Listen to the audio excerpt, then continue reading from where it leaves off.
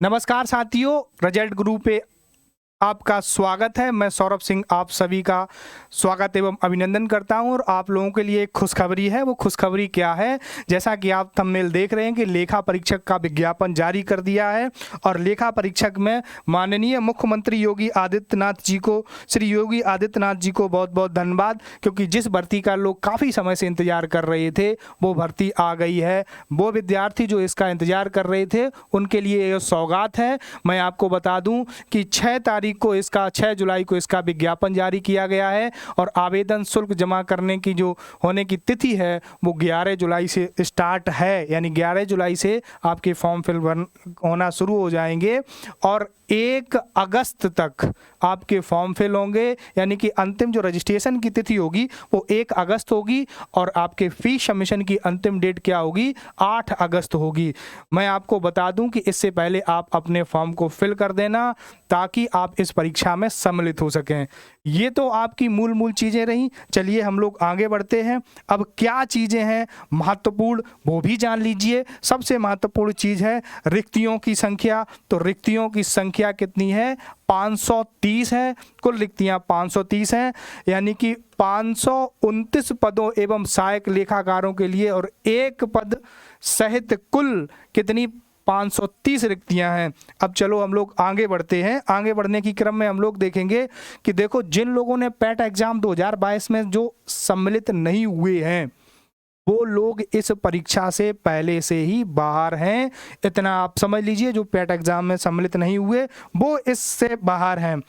और अगले क्रम में वही भर्तियों का विवरण दिया गया है। भर्तियों का विवरण कुछ ये है। मैट्रिक लेवल 5 की, इससे विशेष कोई मतलब नहीं है। आपको सबसे पहले चाहिए क्या? लेखा परीक्षक की नौकरी। तो ये स्थायी वैकेंसी कितनी है? 138 है और इनके लिए एक अर्हता निर्धारित की गई है।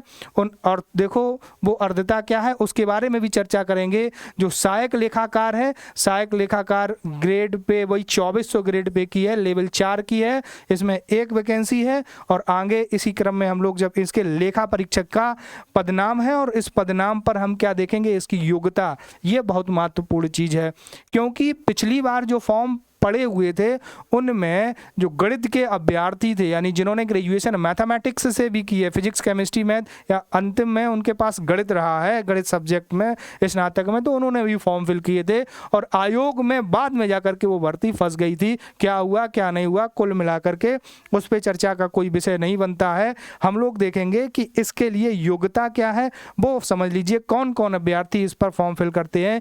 कि अभ्यर्थी जो भारत में विधि द्वारा स्थापित विश्वविद्यालय से वाणिज्य में स्नातक उपाधि या लेखाकर्म स्नातकोत्तर डिप्लोमा, कंप्यूटर में ओ स्तरीय डिप्लोमा धारित करते हैं, वो इस पद के लिए आवेदन कर सकते हैं। ऐसे विद्यार्थी इस पद के लिए आवेदन कर लेंगे। बाकी तो इतना महत्वपूर्ण नहीं है, और भी चीज़ें दी गई उसी प्रकार से। दूसरे यानी सहकारी समिति एवं पंचायती लेखा परीक्षा निदेशक उत्तर प्रदेश लखनऊ में लेखा परीक्षक की जो वैकेंसी है उसके लिए अधिमानी अर्हता क्या है वो हम देख लेते हैं। कि वही इसमें कि विधि द्वारा स्थापित वाणिज्य में स्नातक, इसमें वाणिज्य में स्नातक उपाधि, अकाउंटेंसी स्नातकोत्तर डिप्लोमा जो किए होंगे, भारत सरकार द्वारा प्राप्त मान्यता प्राप्त किसी संस्थान से कंप्यूटर संचालित ओ लेवल, यानी कि ओ लेवल भैया दोनों में मस्ट है। जिन लोगों के पास ओ लेवल नहीं है वो भैया आप लोग स्पष्ट रूप से देख पा रहे होंगे कि ऐसे अभ्यर्थियों को समस्या उत्पन्न हो सकती है, या होगी ही, हो क्या सकती है। चलिए हम लोग अगले क्रम में बढ़ते हैं। वही अधिमानी अर्हता दे रखी है। हाँ, इसके लिए आप लोगों को मैं एक चीज़ और बता दूं कि इसमें इस बार जो है ना इंटरव्यू को समाप्त कर दिया गया है। स्पष्ट रूप से लिखा है कि जो इंटरव्यू पहले हुआ करता था वो अब बंद कर दिया गया, यानी कि अब इंटरव्यू नहीं होगा। कुल मिलाकर के पहले जो वैकेंसी हुआ करती थी, जरा इसको एक बार समझने का प्रयास करना कि जो पहले वैकेंसी आई थी तो उसमें 180 + 20 यानी कि 2 घंटा 30 मिनट का समय था और 20 नंबर का क्या था, इंटरव्यू था। तो इसको समाप्त कर दिया गया है।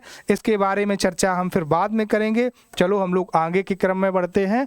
नोट भाई, लिखित परीक्षा के आधार पर आपकी 15 गुने अभ्यर्थियों को अंतिम कट ऑफ अंक में जगह मिलेगी और स्कोर कार्ड 0.2 के स्थान तक धारित करते हैं ऐसे अभ्यर्थियों को इसमें जगह यानी स्थान दिया जाएगा।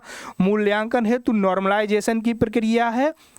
आप ध्यान देना, यदि परीक्षा एक से अधिक पालियों में दिवसों में आयोजित की जाती है तो तुलनात्मक दृष्टि से आपका नॉर्मलाइजेशन होगा। लेकिन मैं अपने अनुभव के आधार पर बता दूं कि इसकी नौबत नहीं आएगी। वो बात और है कि अगर आयोग 4 दिन में एग्जाम करवाना चाहता है तो करवा सकता है।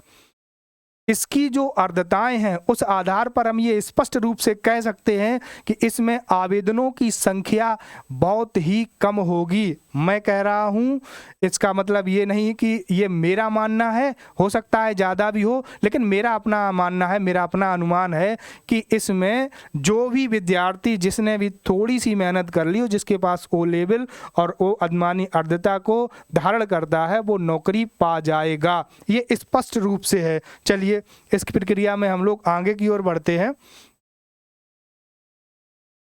चलो, यही इसमें सारी चीज़ें महत्वपूर्ण चीज़ें थी जो मैंने बता दी। आप लोग तैयार हो जाइए, फॉर्म फिल करिए और आप परीक्षा के लिए रेडी हो जाइए। परीक्षा का प्रारूप अभी इसमें निर्धारित नहीं किया गया है कि किस प्रकार से आपका सिलेबस होगा। उसके बारे में अभी आयोग ने किसी प्रकार की कोई चर्चा नहीं की है। लेकिन आप परेशान मत होइए कि सर क्या होगा क्या नहीं होगा। परीक्षा जो अगर आपके पास पुराने पेपर हैं तो उन्हें आप देख सकते हैं, अगर नहीं है तो कहीं मार्केट से परचेज कर लीजिए। उसी आधार पर आप अपनी तैयारी करिए। बाकी रिजल्ट गुरु की टीम आपके साथ है। आपकी भरसक हम लोग यहाँ से कोशिश करेंगे कि आपके सिलेक्शन को श्योर कर सकें। जय हिंद।